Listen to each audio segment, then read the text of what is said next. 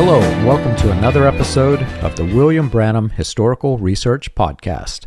I'm your host, John Collins, the author and founder of William Branham Historical Research at william-branham.org, and with me I have my co-host, researcher, minister, and friend, Charles Paisley, the founder of ChristianGospelChurch.org. And together, we're examining the history and the intersections in history between William Branham and other key figures that either influenced or were influenced by the post-World War II healing revivals. Charles, we're recording this straight through. We're splitting it up so people who were here last week, they see this as a separate episode, but my voice is getting incredibly hoarse if you can't already tell. And so I am an advertisement for the Luden's Wild Cherry cough drops. A friend of mine who was he went to Hollywood and he earned some limited fame as a movie star, and he got me onto this. He showed me that you can take these things and it makes your voice last even longer, but we've gone so long at this point, my voice is it's getting almost gone. But we want to answer the questions that people have sent in. We can't get to every question, but we, as you can tell, are trying very hard to get through the most important ones. And this is our third episode in a series of questions and answers that we're giving. Those are good cough drops, John. Yeah, I really like that brand myself. So here we go into hour 3 of questions. We'll see if this hour finishes up or not. We've got so many questions. I mean, we could go all day. But so the next question on the agenda is, why are you guys doing all this, John? Why are you making these podcasts? Why are you making these videos? Why are you exposing all of these things about William Branham, especially when you could be exposing the Catholics? I said, I can't remember now if it was the first series of questions or the second, that we got a slew of personal questions. Often what happens is people will, if they come in contact with something that makes them uncomfortable, one of the first questions that they ask is, what do you believe now? What church do you go to now? And it's always trying to shift the focus from the people away from the subject matter to my person. And I've learned over time, Charles, it's a game I don't play because it doesn't matter. You know, I could be, who knows what I could be, the biggest hypocrite in the world, if the information and the research itself is 100% undeniably proving the fact that this was a false movement, which it was. It doesn't matter me. It doesn't matter my person. I could be whatever. You know, I could be Roman Catholic, which I'm not. And interestingly, many of those people, they follow up with a second question: is the Catholic Church paying for you?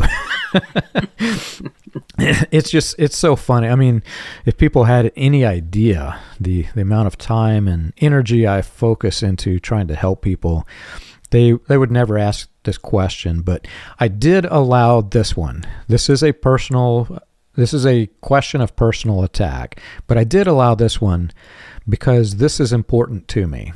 And I feel like it's something that we should address. Why are we doing this? Why do I continue? I would rather be doing something else, Charles. Baseball, or I like boating, I like fishing, I like my musical instrument. There's so many things that I would rather be doing than this. But if we don't do this, Charles, who else was in a position like you and me that could even do this, right?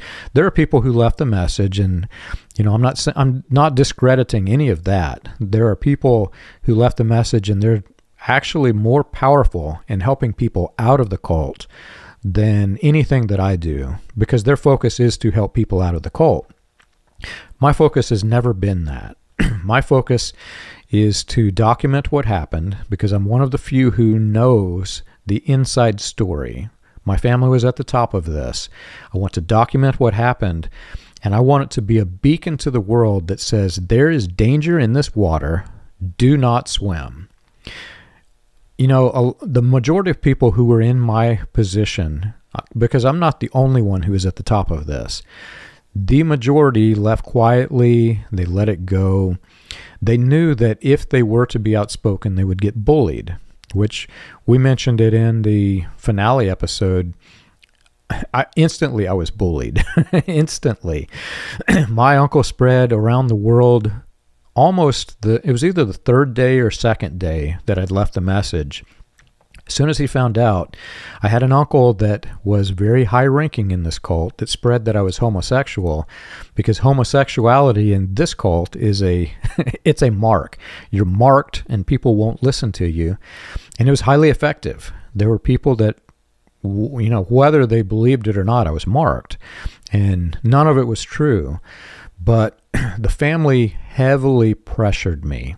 I also mentioned in the finale that after we started attending a new church, men who were the henchmen of the cult used to come to that church every Sunday, and they would just watch us walk in the building.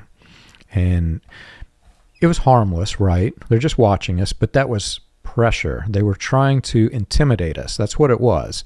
It was an intimidation strategy. So when people ask me, why do you do this? Well, the why is easy. I do it to document what I feel like I can document, and a lot of people can't, because I know it. Why not attack the Catholic Church? I don't know the Catholic Church. I was never in it.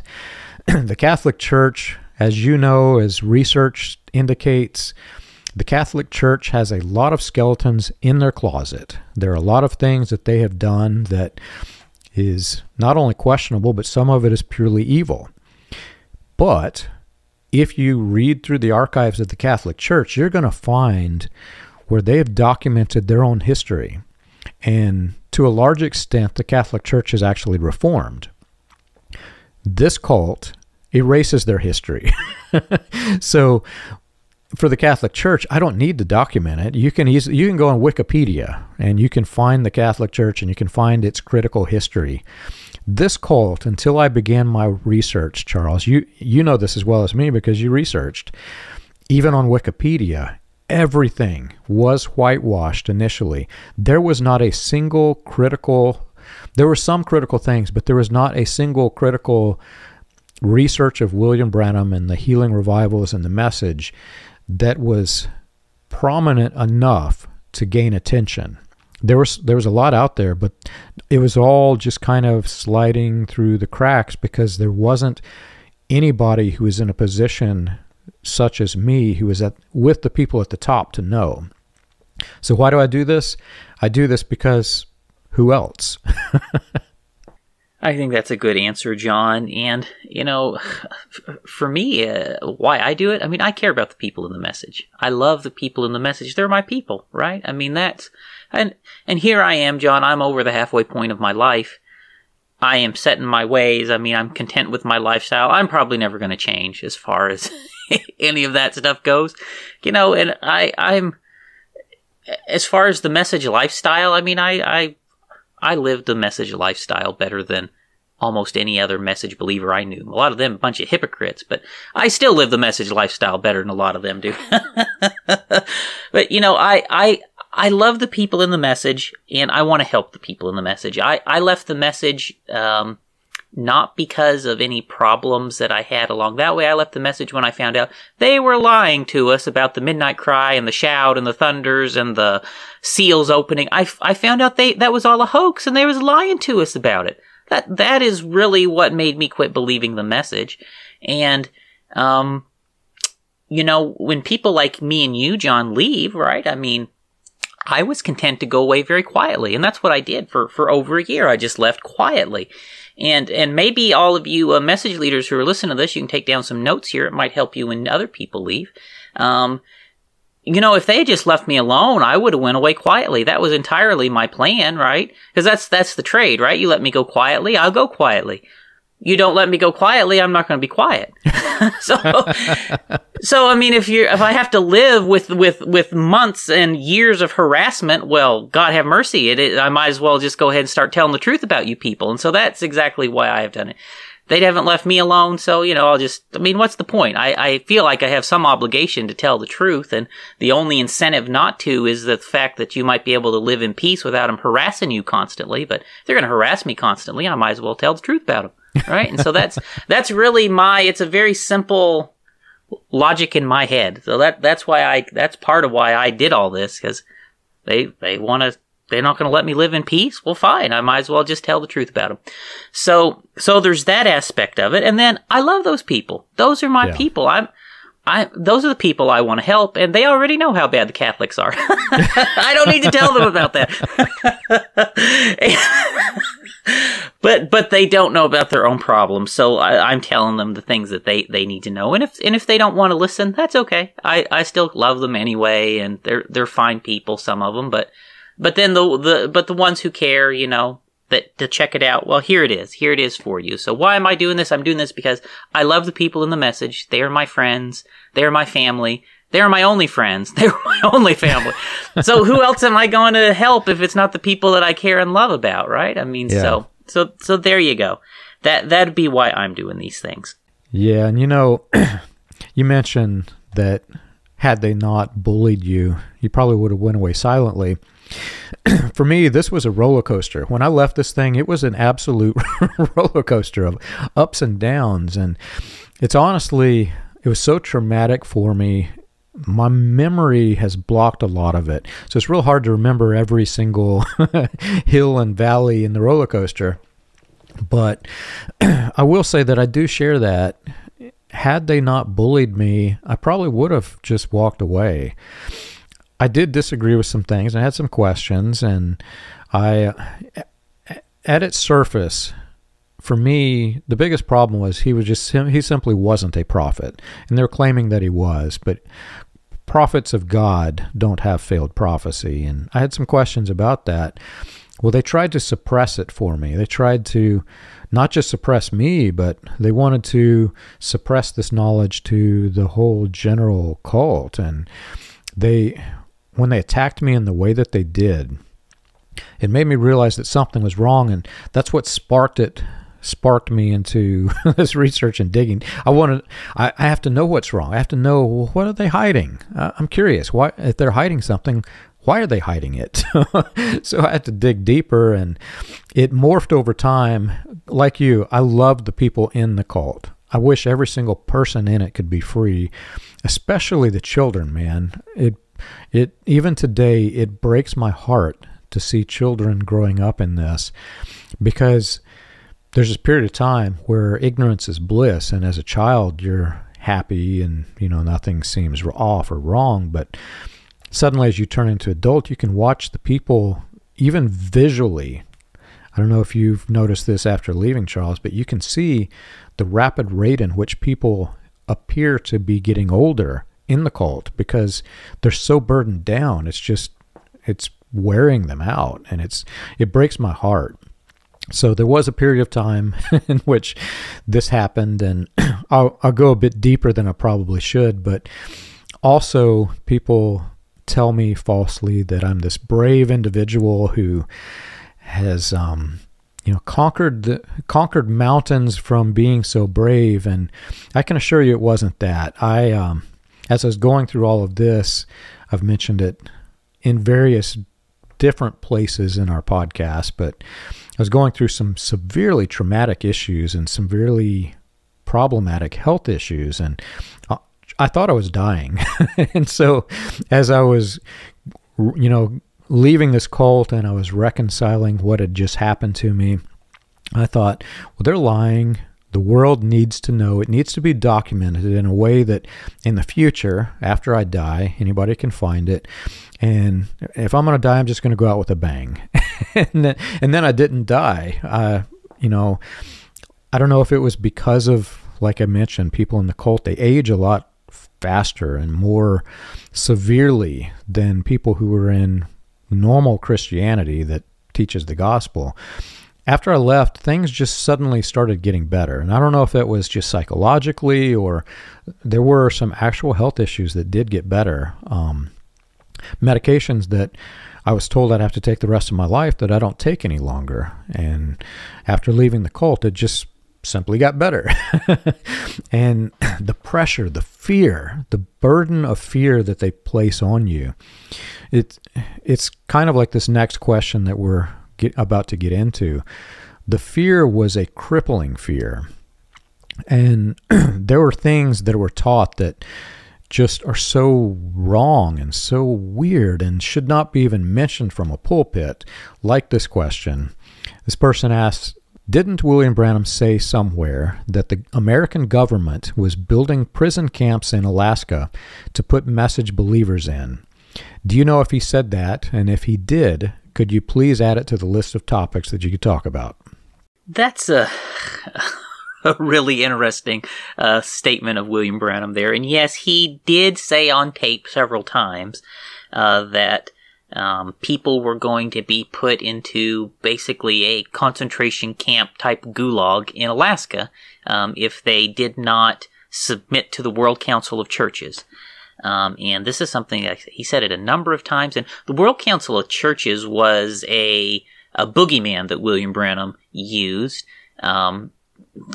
Basically, he set that up that would be the image of the beast, and then every denomination that joined the World Council of Churches was going to be worshiping the image of the beast, which is like taking the mark of the beast, and, you're going to burn up and go to hell, basically. So if you didn't submit to the World Council of Churches, you're going to, then the alternative is they're going to send you to Alaska and put you in a gulag prison camp. And let me read you a quote of William Branham to this effect. This is from a 1962 sermon.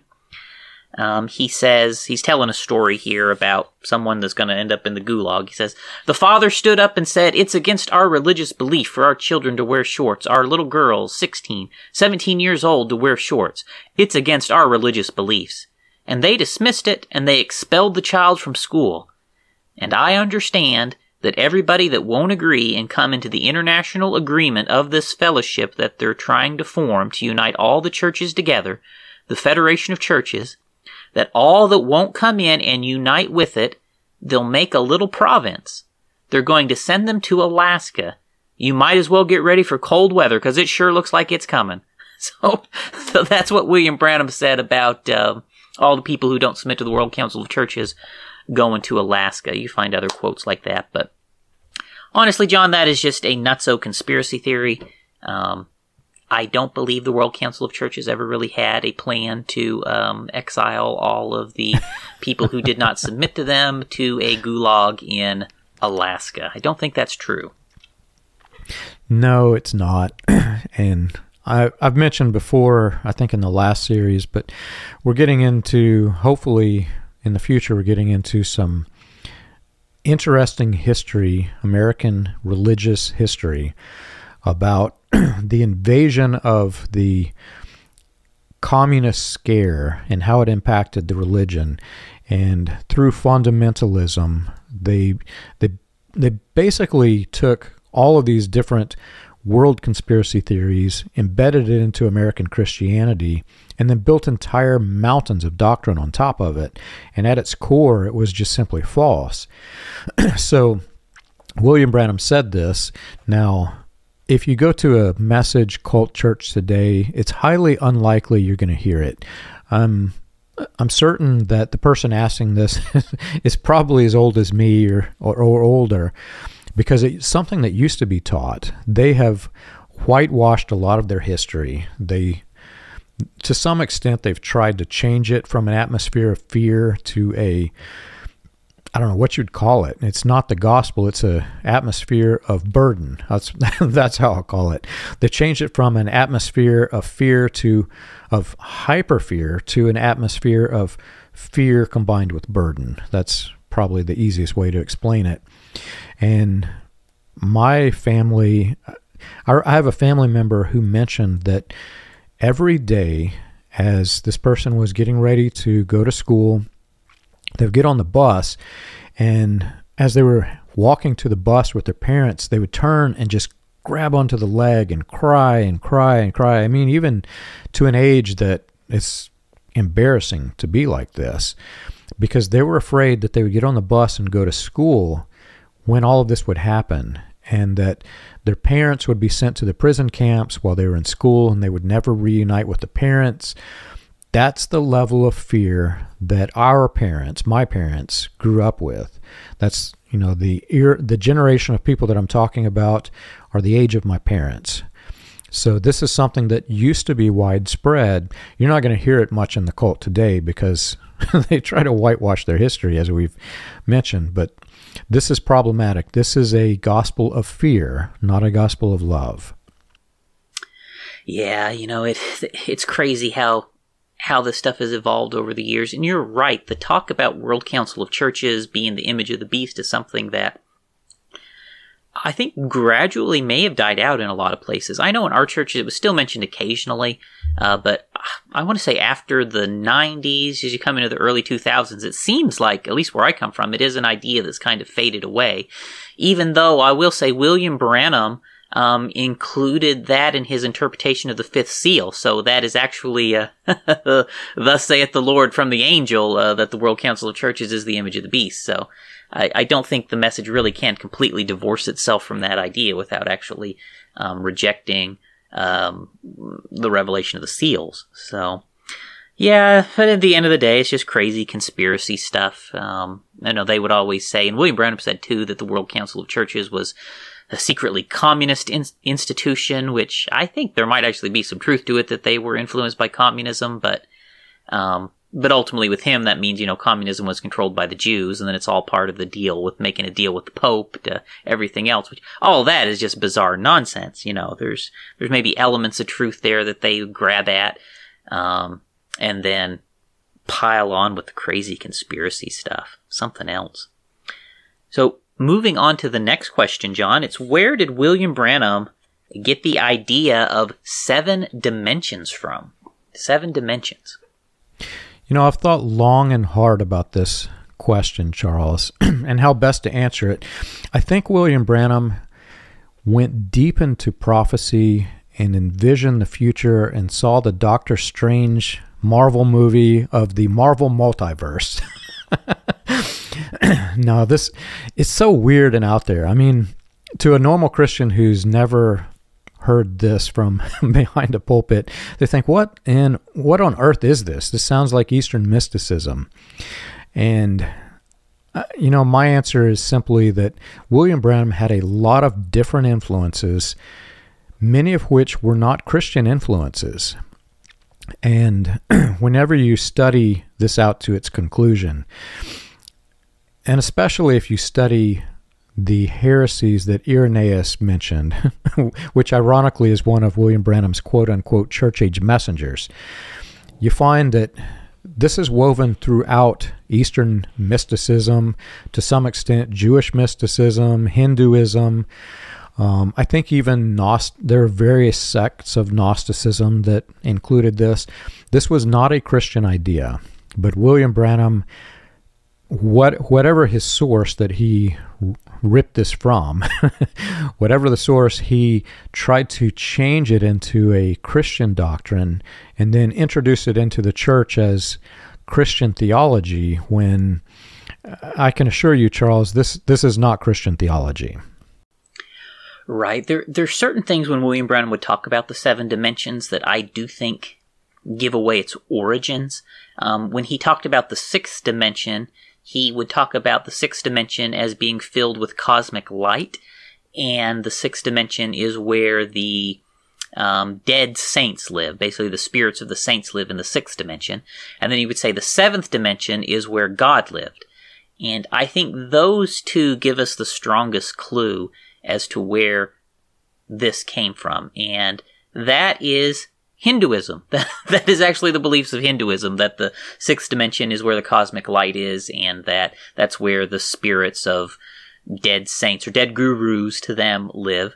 And then their gods live in the 7th dimension, the Hindu gods. So, now, did William Branham get that directly from Hinduism? I don't know if he did or not. So some of those ideas from Hinduism, Eastern mysticism, were imported into Quimbyism all the way back in the 1800s. So Phineas Quimby incorporated some of those ideas, which then got picked up by Mary Baker Eddy, which also then got imported into, mid and late century British Israelism, right? Which come into Christianity through that means. And so William Branham was in direct line of succession from British Israelite preachers who believed the same thing. So did he get it directly from Hinduism, or did he get it from Hinduism via Bosworth, via Kenyon, via Mary Baker Eddy, via Phineas Quimby? It's hard to be sure just which one it is, but to be certain, that is a Hindu idea. And let me just read you a quote of William Branham talking about that. He says, this is from a 1962 sermon, The Countdown. He says, "Now the sixth dimension is in Christ, the saints, dead saints, or resting saints, whose completely worked finished on earth and entered into rest with Christ under the altar beautifully. If you would parallel it like a wonderful dream that you didn't want to wake up, it ain't a dream, it's natural, it's real, but just making a parable to you. And of course, the seventh dimension is God alone." So there's William Branham explaining, what's in some of these dimensions. And so let me also read to you a couple articles. This is from a Hindu guru. And John, I work with some Indian people who are Hindus. And in leading up to this episode, I went and I asked them, like, hey, what do you believe about the sixth and seventh dimension? Well, they believe the same thing William Branham said about it, is what they believe about it. So I actually asked a Hindu about this before I recorded this episode. And here's what a guru says off of a Hindu website. He says, "The superconscious plane of the sixth dimension is situated at the third eye of Arna Chakra. Today, the saints and the venerated sages have lived fully and consciously in this rarefied mind strata. The beautiful accentic body of light, cosmic light, a pure inner body exists in the sixth dimension. There were people who once lived in physical bodies and in the fourth dimension who now live totally in the sixth dimension. It is possible to live without a physical body in this dimension and still be fully conscious." So there's what a Hindu guru is saying about the sixth dimension. And then the seventh dimension, the same guru says, "The seventh dimension is a silent world. It would be the heaven world of the gods themselves, their retreat place.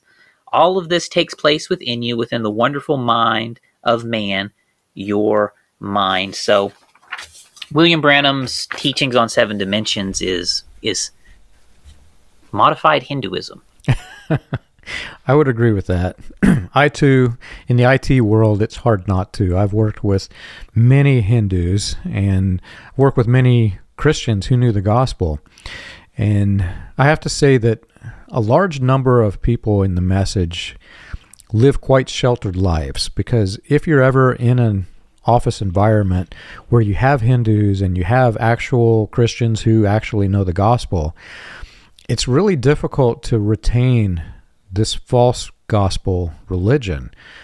Because, for example, one of the Hindus I met, and this is going to sound funny, but this is actually true. In Hinduism, you have a selection of gods. You can have as many gods as you want. You choose which gods. And there was this one Hindu I met that one of the gods he chose was Christ, which sounds odd, but that was his method of belief system. And he believed, Krishna, or I can't remember the names of the different gods that he believed, but he also believed Christ. And I was like, so how does that work? Whenever the Bible says there's one true God, and he came up with this weird way to explain that basically says, yes, I believe in multiplicity of gods, and also believe this, so I have cognitive dissonance. That's essentially what he had. But it was interesting talking to him because he knew his Bible better than most message ministers that have preached that I've listened to. They'll say things that are just clearly not in the Bible, and they'll say they are because they heard William Branham say them, and heard William Branham say that it was in the Bible, and they didn't look themselves. And they've got one job, man, read the Bible and preach it. But they're preaching William Branham instead. So this Hindu knew more about Christ and the Bible and the gospel than these men, even though he's in a false version of Christianity because he believed in a multiplicity of gods, which was weird. But then the Christians that I've worked with, if you start talking about the halo and the lights, immediately they'll say, well, that's man, that's demonic. That's, if you study spiritualism, if you study Gnosticism, if you study, and they'll go into the different religions, those who are knowledgeable, and they will pick apart fully everything without even talking theology. They will pick apart the religion just based on its premise. And the first time I had that happen, I did not know how to answer, because I'll be honest, Charles, what they said was very correct. This is like witchcraft, man. This is sorcery. This is not Christianity. And so I agree with you. I've talked to the Hindus. I know that is likely where he got it. It's kind of common in Eastern mysticism, so there could be different flavors of what he got, but the way what you found in, according to that guru, it's identical, almost down to the letter, that it was Hinduism. The next question: where did William Branham get the doctrine that the serpent was a walking and talking animal but didn't have intelligence until he was taken over by the devil? How do we explain that this is a lie? So I think what you will find is you can find the roots of that in the teachings of John Nelson Darby. So there was a writer named Charles MacDonald who sort of codified John Darby's teachings in the generation after John Darby. And he included that in his writings. You'll find pieces of that found its way into the Scofield Bible, for example. It's in the study notes of the Scofield Bible. That the serpent, was a creature that was basically taken over possession by Eve. So those are ideas that influenced William Branham. We know I know for sure he had both of those writings. I have pictures of Charles MacDonald's books in his library. We know he had a Scofield Study Bible. So is that where he got it from? Most certainly is where he got the idea from. Yeah, this question for me is interesting because, and I could be wrong, I've not studied it as fully as I will in the future, but in white supremacy, in Christian identity, they were trying to make this claim, and they were pointing to a pre-Adamic race that existed, and the ideology, and it differed from sect to sect, but the ideology was such that the serpent was a part of that race that wasn't the race of the good guys. And that's ultimately the white supremacists. They ended up, this is where black people came from, ultimately.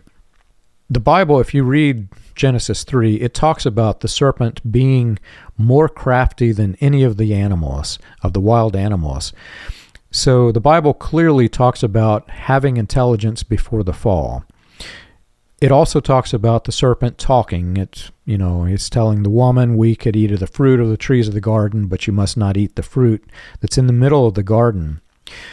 So parts of this question, just simply, some of it came from the Bible, but the deeper question is that transition from the intelligence, I think, is where the heart of this question is, because part of this is just straight from the Bible. But that transfer of intelligence, I do believe, if I'm not mistaken, it came from white supremacy, because even William Branham, when he talks about when he first came in contact with the Christian identity doctrine at Roy Davis's church, he talks about how he was trying to say that he denied it initially, but it was making that claim that there wasn't an intelligent being, and that's why the black people are, according to that white supremacy, very awful thing, that's why the black people are the way that they labeled them. But in my opinion, it probably came from white supremacy. Yeah, John, while you was speaking, I went and I just pulled the book off of my shelf. This is a copy of what's in William Branham's library. This is a commentary on Genesis. And I said it was Charles MacDonald. I'm sorry, it was actually Charles McIntosh. This is basically a codification or a commentary of the teachings of the brethren, Darby's teachings that was produced after Darby died. And yeah, in here, he basically spells out roughly what we would have believed about that sort of thing, And you're correct, John, in saying that these actual ideas of pre-Adamites come from white supremacists, absolutely. So they were trying to find ways to justify slavery, and they proposed the idea that there was a race of soulless animals that looked more or less like people who God made as animals to be servants to Adam. And naturally, they said that was the progenitors of the non-white races. And yes, so it's basically just piggybacking on those ideas, that saying that Satan possessed one of those creatures and then seduced Eve. And as far as how do we know that that's wrong? Well, I mean, do you believe that God created a race of sentient animals that could talk and speak and were in every way just about like humans, but they didn't have souls and were intended to be slaves? Yeah, I don't think so. I don't think so.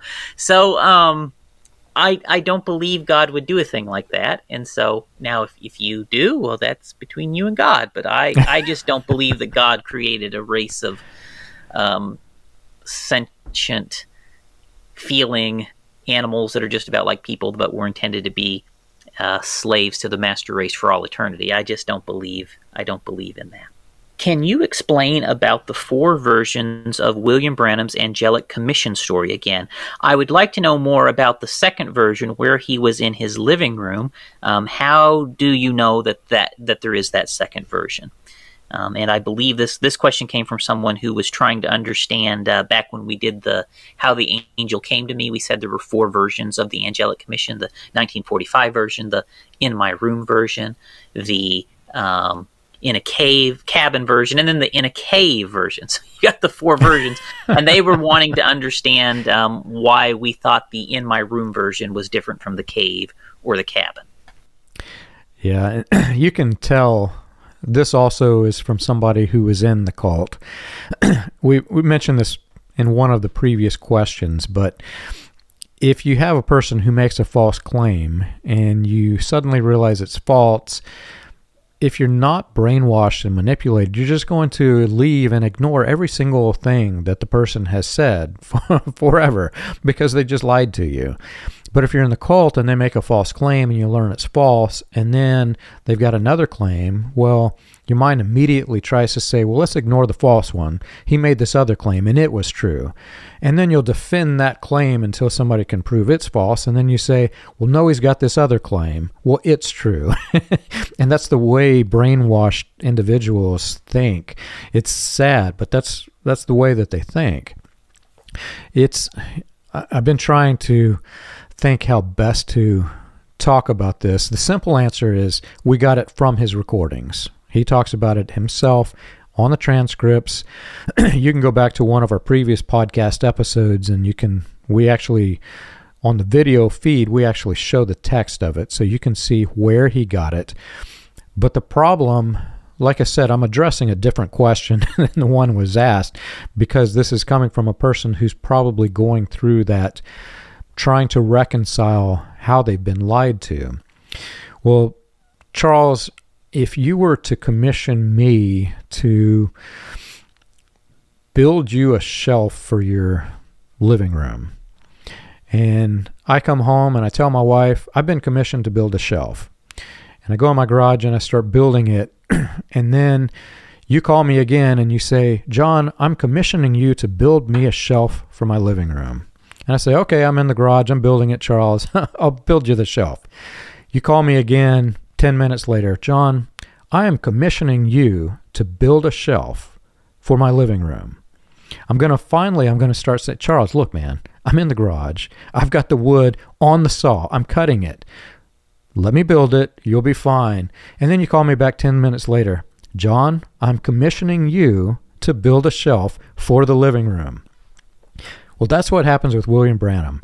If you just go to table.branham.org, which is the cult headquarters transcripts, just type in the word commission. And you're going to see, I commission you to heal the sick. I commission you again to heal the sick. I commission you another time to heal the sick. I commission you another time.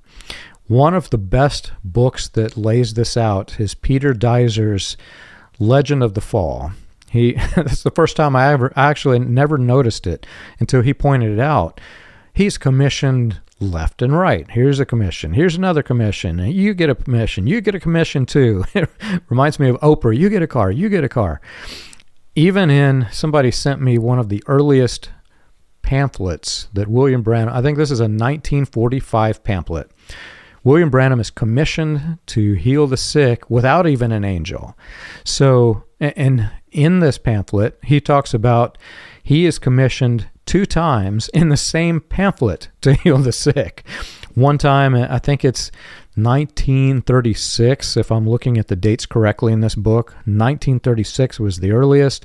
Then again, 1945. And then if you look, they don't talk about this one in the cult.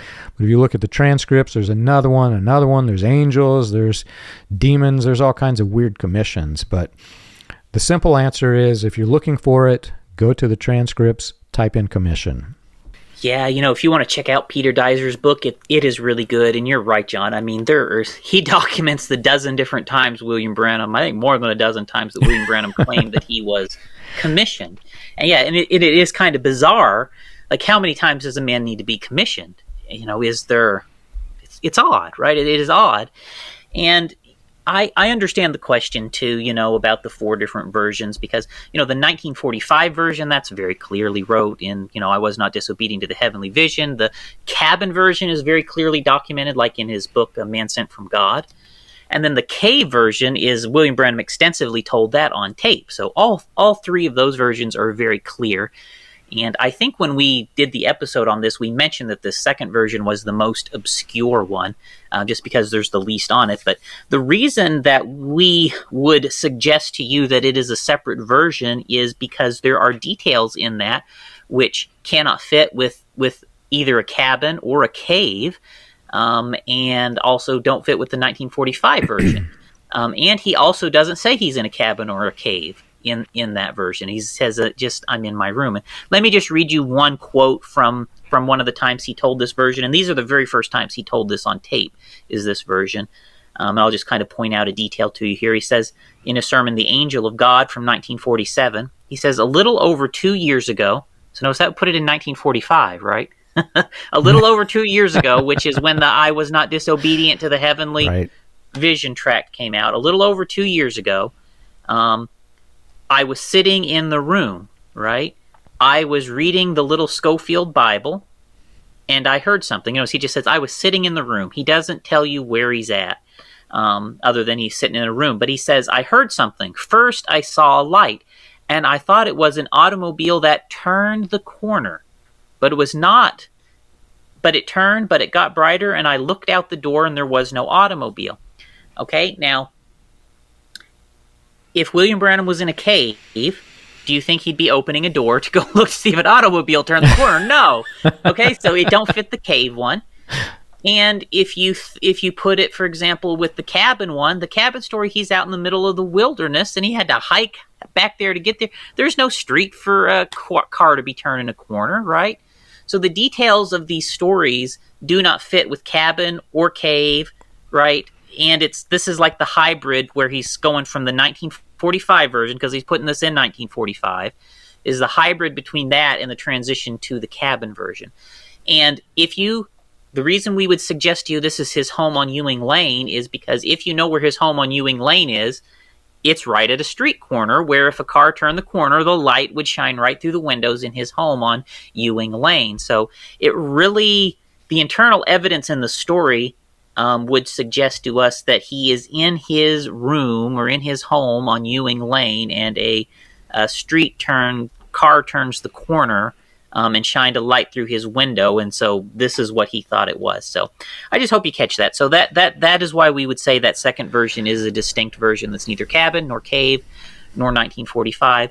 And at the end of the day, John, if you don't want to, if you want to merge that in with the cabin version, I mean, I think that's reasonable if you wanted to do that.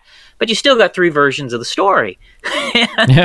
and you still got an angel that told him things that are not true and misquoted the Bible and told him a false prophecy. So no matter what you do with that detail, the story fails on other points. And I would not hang the angelic commission being false simply on this one little detail of the second version. I would hang it being false on just the whole broad scope, right? You've got all of these different versions, and you've got an angel misquoting the Bible and an angel telling him he's going to go do things that he never actually did, right? And then you've got these really dramatic changing versions over time. So for me, it's just a really huge, big red flag that there is something seriously wrong with the angelic commission story.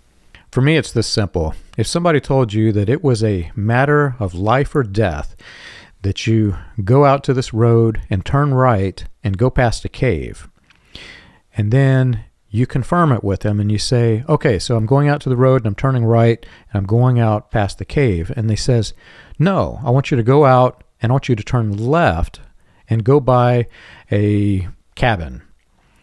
And then you say, well, I just want to confirm this because you told me just a second ago turn right. And you ask them a third time and they say, no, it's a matter of life or death that you come into my living room. Well, at some point, you have to believe that this is not a matter of life or death because this person clearly has a problem and you would ignore everything that he said. But if you're brainwashed in this cult, Charles, you believe it is a matter of life or death and you believe all of these things. So you're literally going to go left, right, living room, wherever you want to go. And it's like so many things in the message.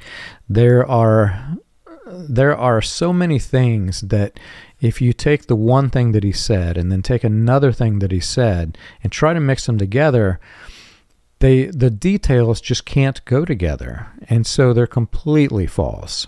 Just one more point, John, on this, which is a point I think we've probably made before, but you know, if you take the original 1945 version in that I was not disobedient, he gets his commission, he goes and he heals Reverend Doherty's daughter. You take the In My Room version that he tells in 1947, the angel comes to him in 1945 in that version, and then he goes to St. Louis, he heals Reverend Doherty's daughter.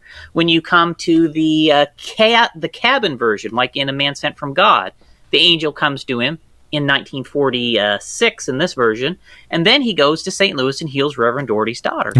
Or you go to the cave version, right, which is supposed to happen either 47 or 48, depending on the version. The angel comes to him in the cave, and then he goes to St. Louis and heals the Reverend Doherty's daughter. Right? The detail that is consistent across all the versions, and he don't always tell the story end to end, but when you get each version end to end, he always goes at the end to St. Louis and he heals Reverend Doherty's daughter. Well, we know that actually did happen in 1945. She was healed of St. Vitus dance, which is a non-chronic condition which people generally spontaneously recover from anyway. He went and she was healed of St. Vitus dance in 1945, according to all the evidence, right? The newspaper articles, the testimony of her father and other family that we've talked to as well. So he went there in 1945. And so that is ultimately the piece that points you back that 1945 version, I was not disobedient, is the one closest to the truth, because that is at what actually did happen in 1945. Right. And I will mention that in this, there is no angel. In this commission, there is no angel. So the angel was introduced after this publication was printed. So the next question, and this is a question for you, Charles. I won't even attempt to answer it. You said that Raymond Jackson never had the pyramid dream, but he did have a dream. Can you explain that? Sure. So Raymond Jackson did have dreams. He had lots of dreams. Dreams featured very prominently in his ministry, and there's a number of dreams that he did tell to William Branham.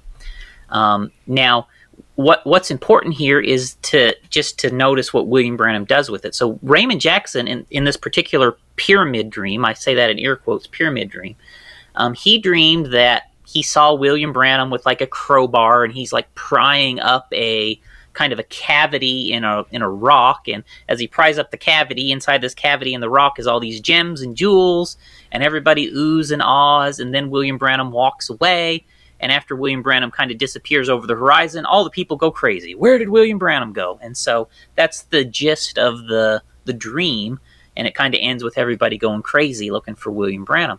But there's no pyramids. There is no symbolism in that at all that connected with what William Branham tried to do with it. Now, what happened is when William Branham preached the 7 seals, he says, now I told you that the angels came to me in the constellation formation, right, in the shape of a pyramid. And then he goes and he connects that to Raymond Jackson's dream, and he says, just like Junior Jackson's dream, right, they came to me in the shape of the pyramid, and he was using that dream to try and say that this supernatural experience where the angels came to him in a shape of a pyramid is vindicated. But what happens is there's no angels in Raymond Jackson's dream. There's no pyramids. There's no constellations. There is nothing in Raymond Jackson's dream that he actually did have that matches the symbolism that William Branham is drawing on. William Branham totally made up the pyramid dream. There was no pyramid dream. In fact, there was no dream that Raymond Jackson had that matched the symbolism of William Branham at all, right? William Branham just totally fabricated the pyramid dream and attributed it to Raymond Jackson. And Raymond Jackson's even on tape saying, I never had the pyramid dream. He had another dream about these gems in a cavity.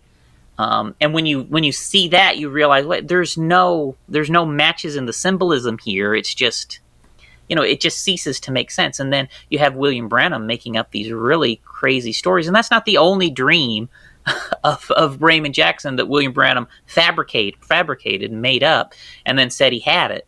And Raymond Jackson covered that lie for him for years and years and years and decades, till about 2002, Raymond Jackson, in a sermon, did tell us the truth about how William Branham had fabricated his dreams. All right, John, we've got one more question here. The question is, why did Willard Collins say people have known these things for years? I've mentioned that a few times. In fact, I think it's in either 2 or 3 of my books. There was a point of time in which we talked about it in one of the previous questions, in which I fully would have just walked away silently. I didn't care. These people can believe what they want, right? And then, as you know, the bullying starts and all of the different pressuring, the intimidation strategies. Well, there was a period of time that was very traumatic for me, in which I suddenly realized that not a single person that I respected was trustworthy, but more to the point, they had all turned on me. My own grandfather, I respected my grandfather up until, when was it? It was first or second week of January 2012. He was probably the man that I looked up to the most. He was the head pastor of the Branham Tabernacle, had been for 50 years, I think it was. But the moment in which I mentioned that I had a question, and even just, I had not even fully discounted William Branham as a prophet. I just knew that he had some failed prophecies, and I was twisted and manipulated to believe that you could be a prophet and also have failed prophecies, which is a problem. But there came a point of time in which they were trying to bully me, and Grandpa was going to send some henchmen to my house. I won't go into too many details. I'll just leave it like that. They were going to send some people out to my house, and he threatened me over the phone, and that was the point in which I said, look, Grandpa, I don't know why you're about to threaten me, and I probably said some things that I shouldn't have, but I was a little bit angry and upset because all of this was happening, and I had no idea why it was happening. But I said, look, this thing, there's something wrong here. And I mentioned, I had been studying the 1933 quote-unquote 7 prophecies of 33, and I was suddenly starting to realize there weren't just 7, there were more. And there were more because whenever one was proven to be a failure, it would shift into a different one. And I was trying to explain to him that something's wrong here. The ministers are saying things that aren't true. And I mentioned specifically to Grandpa, there are people, especially in this town, that are worshiping William Branham as a god. And I said, how can this thing even be of God if, this prophecy that I'm looking at, and I think the one that I was specifically talking to that initiated the conversation was the female president prophecy. I was saying William Branham said that it was fulfilled multiple times with the election of Kennedy, and I said, Grandpa, Kennedy's not even female. And so he had to change it. And I said, for me, if you can change it that drastically, that it can change from a male to a female, that is the polar opposite. You can literally change any prophecy to mean anything that you want and say that you had a prophecy that's true. And I said, have you known this? And Grandpa said, people have known this for years. What does it hurt for you to believe it anyway? In other words, I would like for you to be silent. I would like for you to leave silently. And the irony in that, Charles, is that's really all I wanted to do, man. I wanted to leave silently. But whenever they started coming down on me like this, it wasn't just Grandpa. I had multiple family members of rank and authority in the message from multiple states that began bullying me and my family. And they cut my wife and children off from the cult, had no idea whether my wife even believed it or not. They just said that she is doomed to hell like I was, and I knew something was wrong. So the reason why he said this was part of the bullying strategy. They were literally going to send men out to my house, and I had to take some precautions. I won't go into details. I'll just leave it at that. But this was very, very problematic.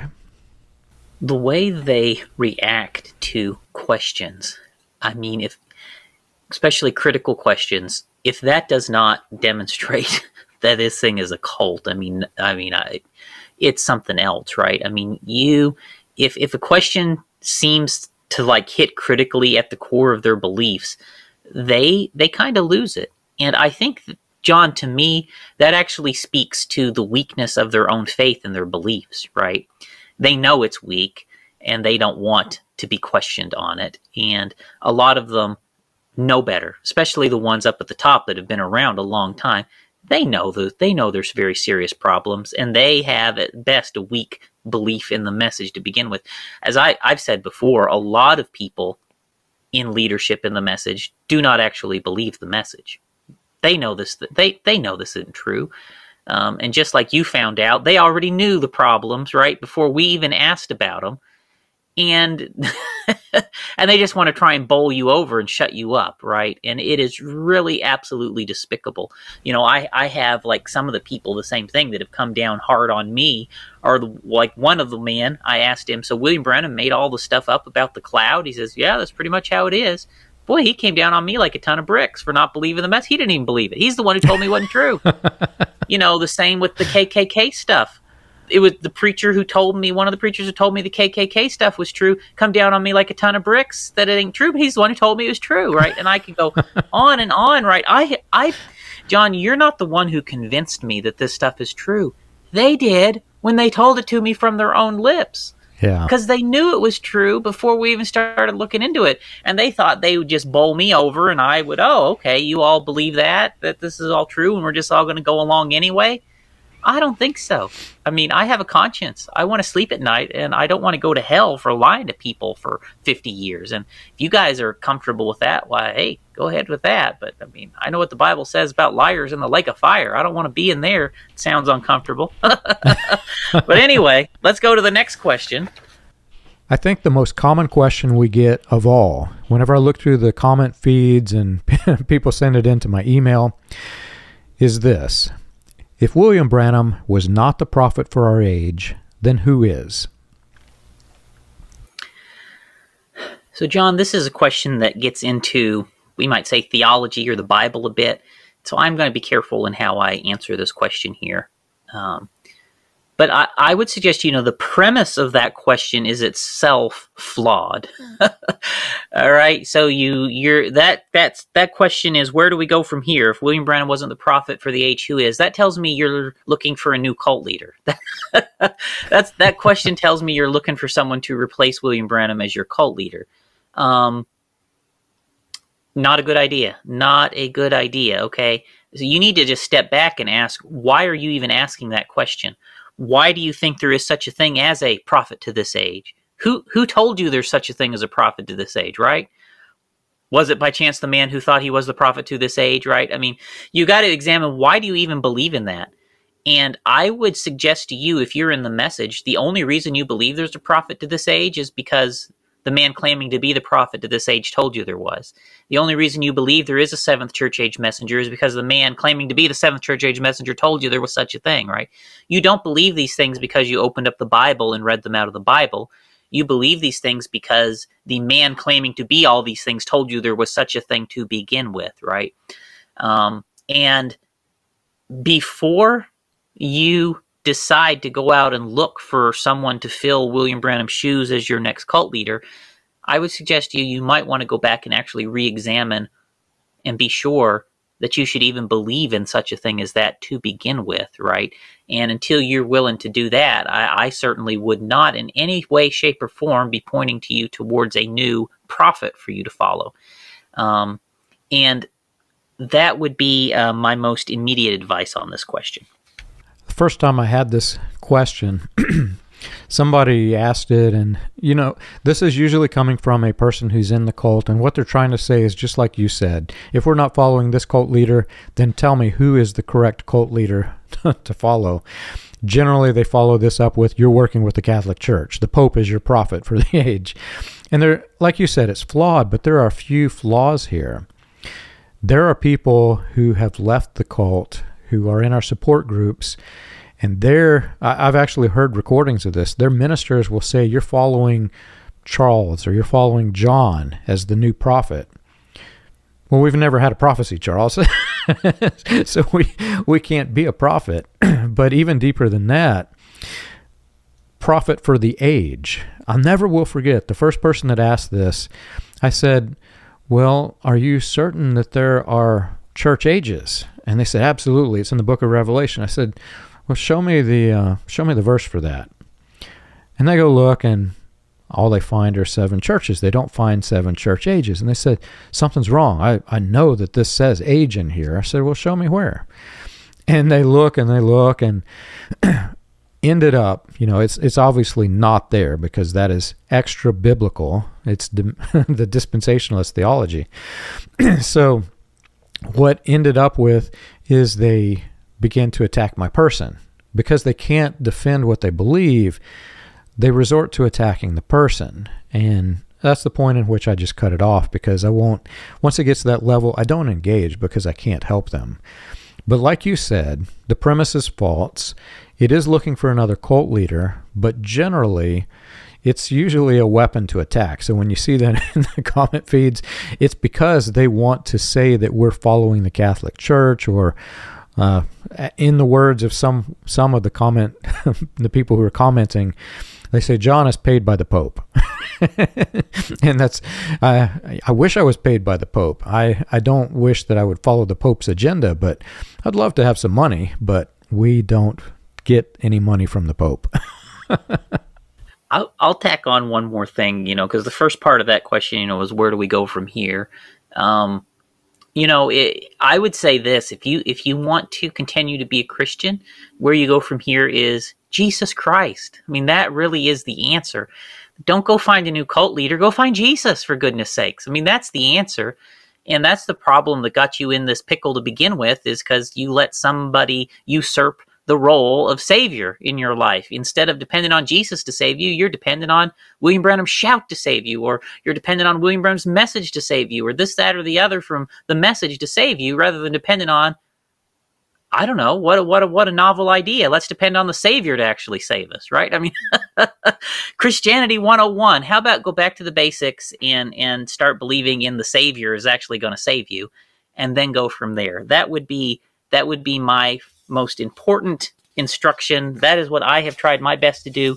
Now, I am most formerly a cult preacher, so hey, maybe I'm crazy. So you don't even just take it because I said it. But that would be my suggestion to you is, go get the basics of the gospel right, and go back and actually believe the Savior saves you, and then go from there. So that brings us to our last question, John, that we have. that we're going to try and fit in today. There's so many more questions, John. We're already over, I think, 3 hours of recording questions. So the question is, how far do we want to go with this? I think we're going to maybe cap it off here. But hey, if you guys got more questions and want to send them in, go ahead. Maybe one day we'll do another Q&A episode. But here's the final question. Is the message a Christian religion? Wow, that's a tough one to answer, Charles. My response for this would be, what is the message? In your sect, Charles, if I ask you what is the message, you're going to give me a different answer than in the main sect. What is the message? I can assure you, if I go to the West Coast and I ask a church what is the message, they're going to give me a different answer as to the East Coast. What is the message? There are no two churches, sometimes even within the same city, who have the same views on what was the quote-unquote message. I've actually heard ministers say the message is that Christ is returning and God has called a people. Well, that's a Christian notion, man. If that's the message, that's the Christian message. I've also heard some say that God has called a prophet to condemn the world to hell and to condemn the Christians who did not accept the prophet as their ticket to heaven. You know, they use other verbiage as their ticket to heaven.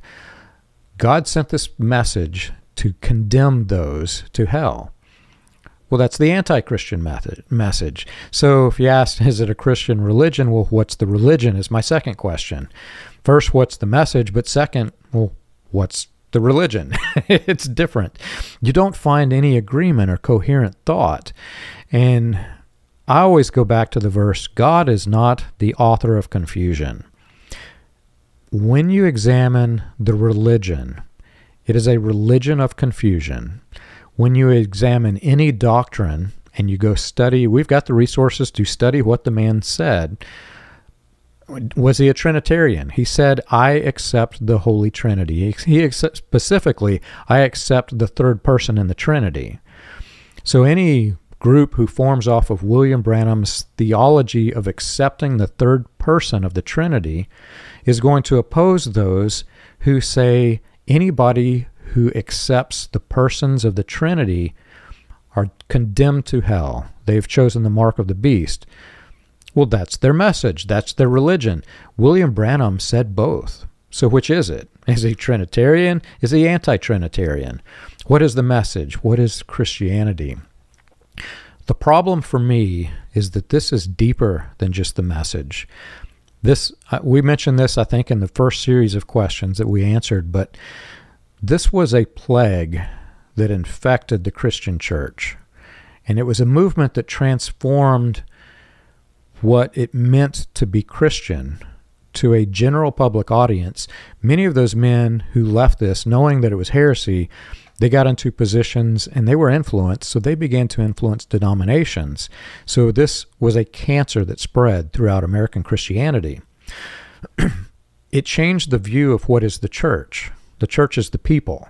If you read the Bible, the church is the people.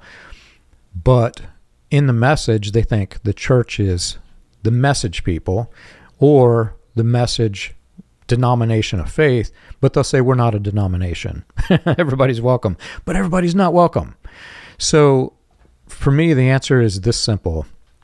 If you are in a movement that believes simply the Christian gospel, and you follow the words of Christ, and you don't put any power in a human being as your mediator between God and man, then you're in a Christian religion. Can you say that about any message sect? I haven't seen one. Now, they may exist. I haven't seen one that's like this. Almost everyone that I've been to, you have to accept William Branham in one way, shape, or form as your mediator between God and man. Yeah, so is the message of Christian religion? I mean, it is a loaded question, like you said, John, and it is because that is so hard to answer, because even within the same sect, two churches will define the message differently. And you have on one end of the spectrum message churches that are, not very different than vanilla Pentecostalism. And, I believe that Pentecostals in general are Christians, right? So I would say that on that end of the spectrum, sure, the message believers are Christians.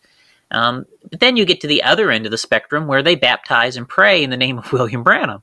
And no, they are not Christians, right? There's definitely full in idolatry on a false god.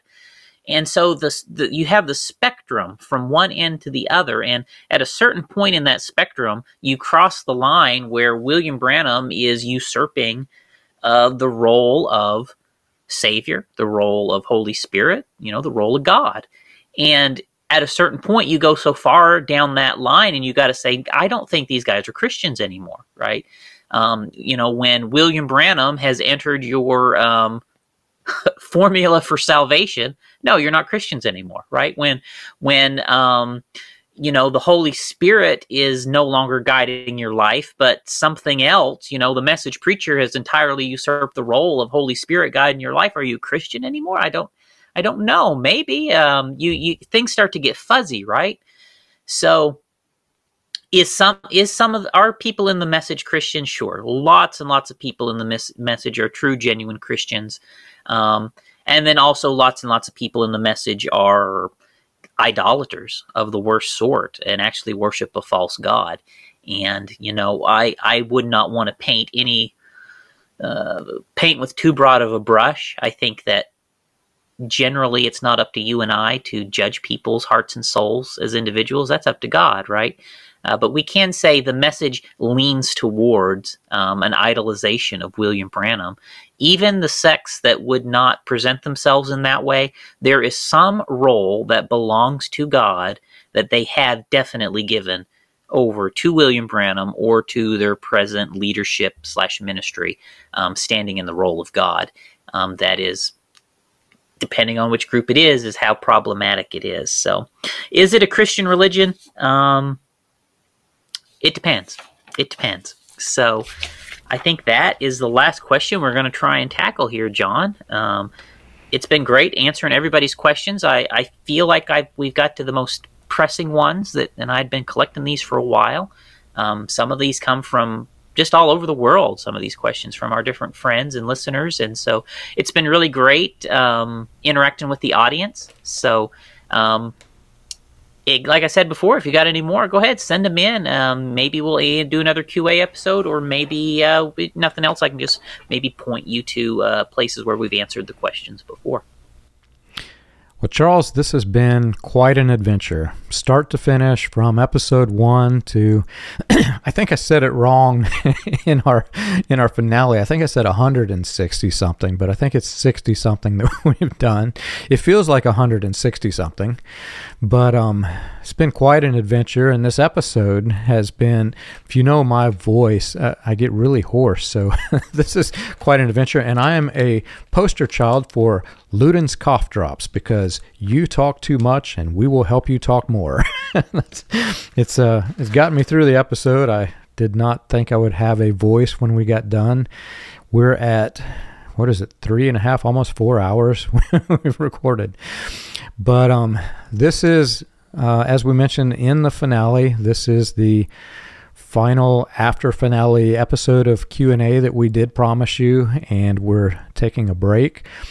These episodes, we're going to split them up, and they'll go out for a few weeks. But Charles and I are going to be taking some much-needed R&R, and I hope Charles comes back. I would love it if everybody would write into Charles and tell him how much you enjoyed Charles on this episode that we've done for this 60-something series on William Branham. I'm getting really excited about the stuff that is upcoming, and I'm trying to talk him from my side as well, because I want to get into the sinister history that is even darker than William Branham, that was the foundation that William Branham built his ministry upon. Once we discovered this, I started digging, and I'm aching for more. I want to know why. I want to know how. How did these men do this? Why did they cover it up? So please write into Charles. Tell him you enjoyed the work on the podcast. You can write him at christiangospelchurch.org on the contact page. If you want to write in to thank me, it's william-branham.org. Write me on the contact page, and we would love to hear from you. Send us your questions if you have more. Hopefully we'll get a chance to do another Q&A. But as for now, we are signing off, and we're taking a much-needed vacation from it.